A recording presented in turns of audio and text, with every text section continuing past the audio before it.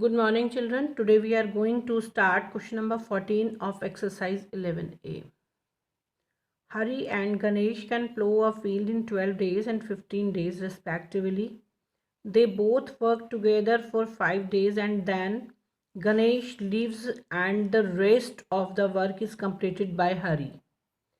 यानी कि 5 दिन दोनों को एक साथ दोनों ने काम किया, उसके बाद गणेश ने काम करना छोड़ दिया and the work is completed by Hari. उस काम को किसने पूरा किया बच्चों? हरी ने.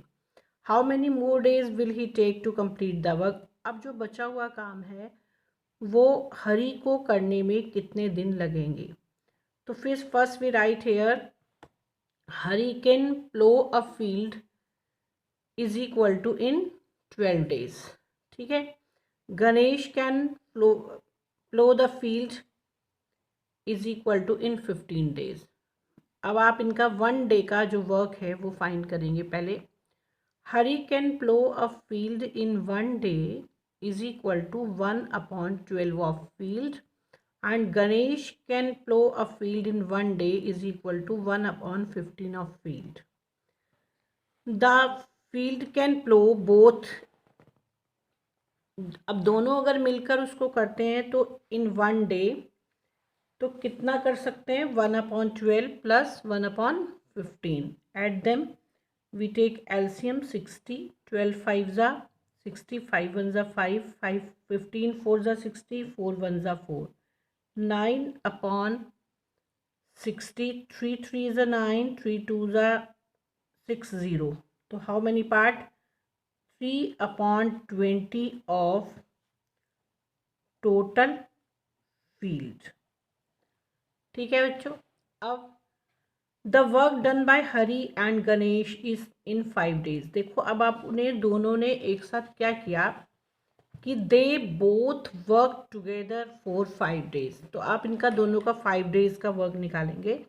1 डे में दोनों कितना करते हैं? 3/20. तो 5 डेज में कितना करेंगे? 3/20 मल्टीप्लाई बाय 5.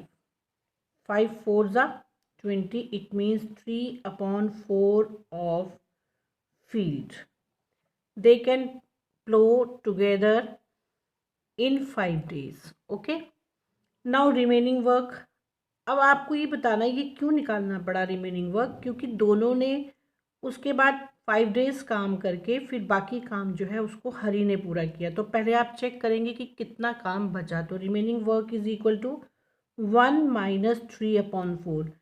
वर्क एक ही माना जाता है यानी कि 1 और वर्क कितना पूरा हो चुका? 3/4. तो so we write here 1 - 3/4. 4 it's एल्सियम. 1 4 ज़ा 4, 4 1 ज़ा 4, 4 1 ज़ा 4, 3 1 ज़ा 3. 1/4 of field are left now.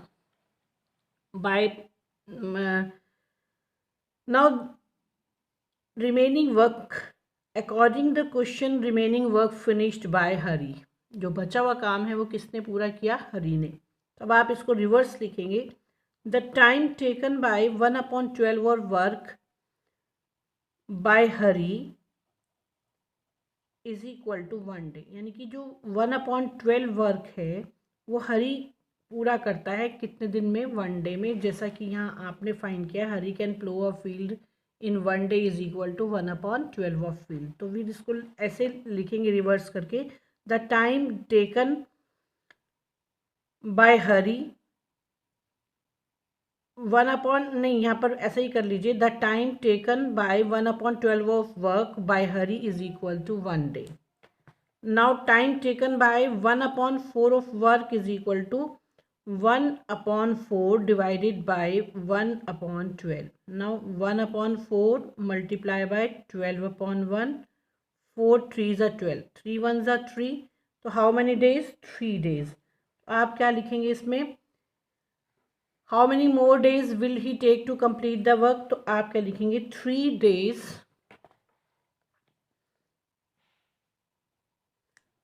Taken by Hari to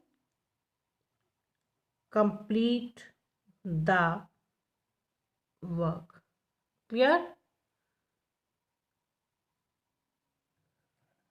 Now question number 15.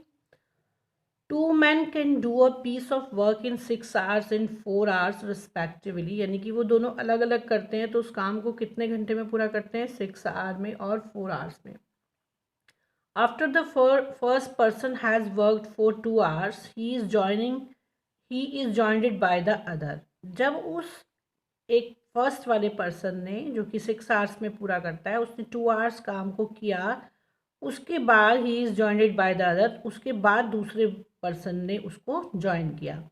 By when should the work be completed. अब आपको बताना है कि दोनों मिल करके अब उस काम को कितने दिन में करेंगे. पहले वो 2 दिन कौन सा पर्सन, फर्स्ट वाला पर्सन उसको कर चुका था. तो we write here same. Time taken by first to complete the work is equal to 6 hours. Time taken by the second to complete the work is equal to 4 hours. Clear? Now, the work done by the first in 1 hour. अब 1 hour में ये first वाला कितना काम पूरा करेगा? 1/6 of work. The work done by the second in 1 hour is equal to 1/4 of work. ये तो आप बात समझ ही चुके होंगे. Now work done by both in 1 hour. अगर दोनों उस काम को मिलकर पूरा करेंगे तो कितने घंटे में करेंगे? 1/6 प्लस 1/4 इन 1 आवर. 1 आवर में कितना करेंगे दोनों? Now take the LCM. 12 it's LCM. 6 2 ज़ा 12, 2 1 ज़ा 2, 4 3 ज़ा 12, 3 1 ज़ा 3. 5/12 of work completed by both in 1 hour. Clear? Now, one work done by first in 2 hours. अब इसमें इसको 2 hours क्यों निकाला हमने? क्योंकि उन्होंने कहा after the first person has worked for 2 hours he is joined by the other. यानी कि 2 hours इसका काम करने के बाद उसने दूसरे को ज्वाइन किया. तो 2 into 1/6 इट मीन्स 2 1 ज़ा 2, 2 3 ज़ा 6. तो कितना आ गया? 1/3 of work completed by the first in 2 hours. Now remaining work is equal to 1 minus 1/3. 3 its LCM. 3 minus 1 is equal to 2/3 of work are remaining. 2/3 work जो है वो बचा हुआ है. अब बचा हुआ जो वर्क है वो दोनों ने मिलकर पूरा किया. तो अब आप कैसे निकालेंगे? 5/12 work done by both is equal to 1 hour, जो कि हमने यहाँ पर फाइंड किया है कि work done by both in 1 hour is equal to 5/12. तो आपने कैसे लिखा? 5/12 work done by both is equal to 1 our.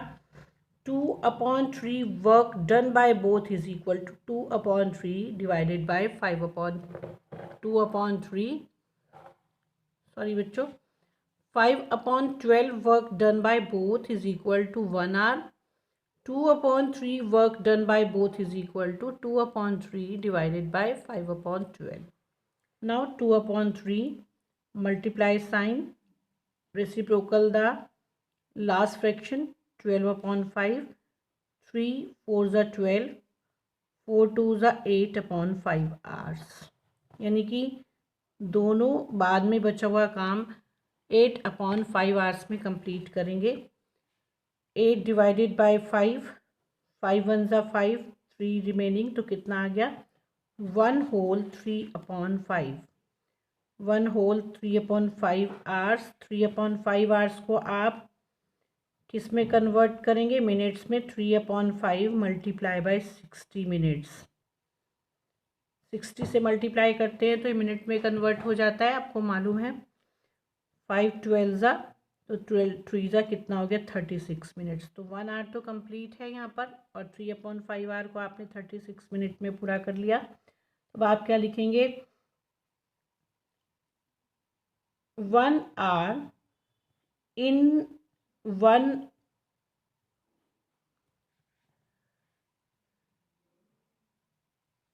1 hour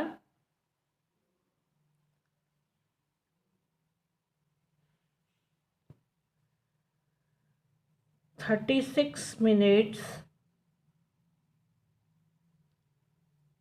they should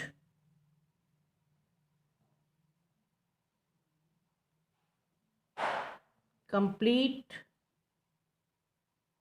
the work. Clear everyone?